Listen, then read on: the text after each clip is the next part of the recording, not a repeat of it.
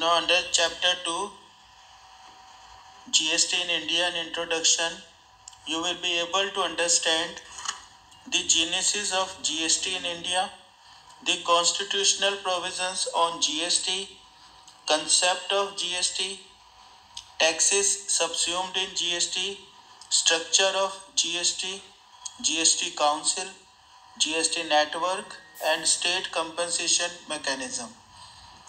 It is a very long chapter and very important chapter to understand the basics of GST. So first we start 2.1 introduction. So as I told you earlier also, there were several deficiencies in the existing tax laws in India because one tax paid under one law like Excise Act was not set off in sales tax. Similarly, sales tax was not set off in service tax. Service tax was not set off in any other law. So every tax has to be paid. So it resulted in cascading effect, that means tax on tax. Similarly, second deficiency was those which were state laws like Delhi VAT Act or Sales Tax Act, Maharashtra VAT Act or Sales Tax Act. The rules were different, the tax rates were different, the procedures were different. So if a person is working on a large scale and has business operations throughout the country in different states, then it has to understand every law and analyze its impact on its business operations and pricing structure.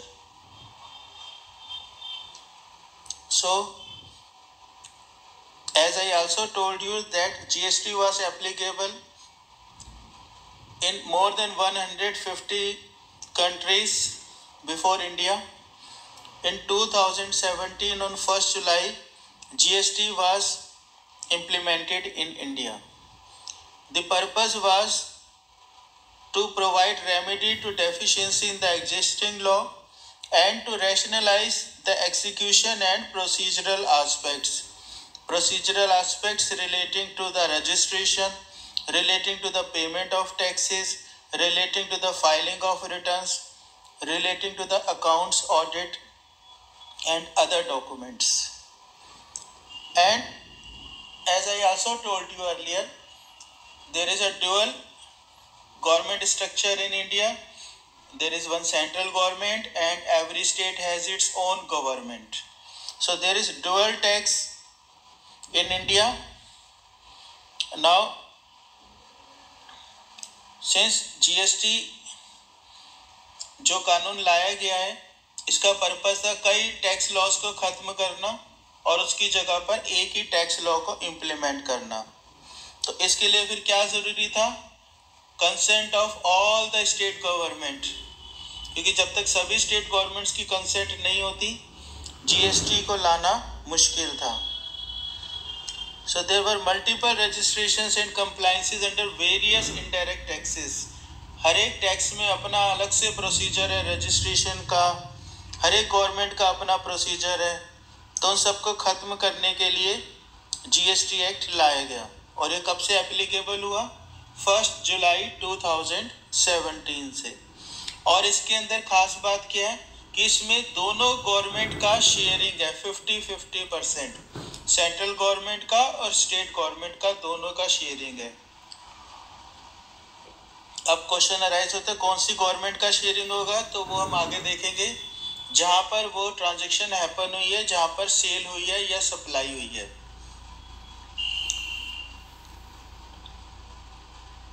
Now this system of GST has subsumed most of the central and state level indirect taxes. कि 99% goods के ऊपर जो different taxes लगते थे, जैसे excise tax मतलब manufacturing tax, custom duty का कुछ पार्ट मतलब import and export duty, sales tax, VAT act, service tax, luxury tax, तो ये सारे टैक्सेस खत्म हो गए जब ये टैक्स जीएसटी लॉ इम्प्लीमेंट किया गया. तो अब हम डिस्कस करते हैं कि जीएसटी का बेसिक स्ट्रक्चर क्या है और इसको कैसे बनाया गया, इसके लिए क्या क्या स्टेप्स लिए गए. Now we come to genesis of GST. So in global perspective, France was the first country to implement GST in the year 1954. तो कितने पहले फ्रांस ने, ये मान के चलो 70 साल पहले ये इम्प्लीमेंट किया. And as the GST has the capacity to raise revenue in the most transparent and neutral manner, within 62 years of its advent, more than 160 countries across the world have adopted and implemented GST. तो इसमें revenue बढ़ने का भी scope है. अगर आप आज की डेट में देखोगे तो दिसंबर में रेवेन्यू मोर देन 1,40,000 करोड़ का जीएसटी में कलेक्शन हुई है और ये पिछले साल के मुकाबले में 8% का इंक्रीज था. अब इन इंडिया में the idea of GST was mooted in 2004 by Kelkar task force. 2004 में स्टार्ट हुई ये journey. The journey of GST in India from its origin in 2004 up to its enactment and implementation in 2017 has gone through many ups and downs. तो इनको हम discuss करते हैं किस तरह से जीएसटी इम्प्लीमेंट किया गया. तो सबसे पहले 2000 के अंदर जब अटल बिहारी वाजपेयी की गवर्नमेंट थी, prime minister mooted the concept of GST and set up a committee to design goods and service tax model for the country. फिर 2003-04 में उसी गवर्नमेंट ने, एनडीए गवर्नमेंट ने, सेंट्रल गवर्नमेंट ने formed a task force on fiscal responsibility and budget management. In 2004, Kelkar task force floated the idea of integrated national level goods and service tax and strongly recommended the introduction of GST in India.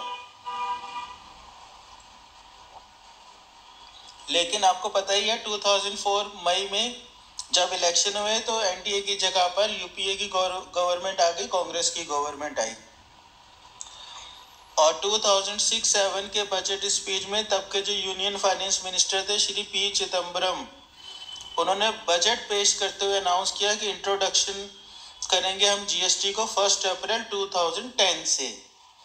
लेकिन क्योंकि इसके लिए सारी state governments की सहमति की ज़रूरत होती है, वो नहीं हो पाया. इस कारण से ये 10 साल में कुछ नहीं हो पाया इसका 2004 से 2014 तक. फिर आपको मालूम ही है 2014 में मई में एनडीए गवर्नमेंट दोबारा से आई और प्राइम मिनिस्टर मोदी ने एम्फेसिस किया कि हम इसको जरूर इम्प्लीमेंट करेंगे.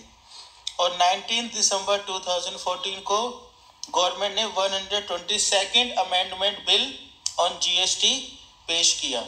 तो कॉन्स्टिट्यूशन में इसका मतलब 121 अमेंडमेंट पहले से हो चुकी थी.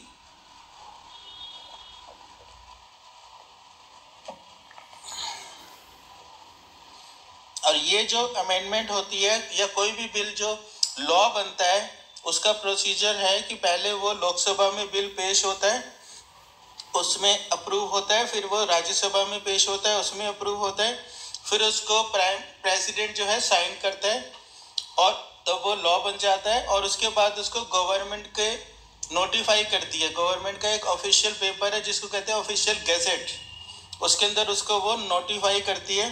उस डेट से वो इफेक्टिव हो जाता है, या उसमें जो डेट मेंशन होती है लॉ में उस डेट से वो इफेक्टिव हो जाता है. तो 6 मई 2015 को कॉन्स्टिट्यूशन की 122nd अमेंडमेंट बिल लोकसभा में पास किया गया. 3 अगस्त 2016 को राज्यसभा में पास किया गया. 8 सितंबर 2016 को जब उसे 50% से ज़्यादा स्टेट्स ने अपनी लेजिस्लेटिव असेंबली में पास कर दिया, तो फिर गवर्नमेंट ने, प्रेसिडेंट ने उसको साइन कर दिया और वो एक कानून बन गया. फिर सेंट्रल जीएसटी एक्ट 27 मार्च 17 को लोकसभा में 4 बिल्स पेश किए गए।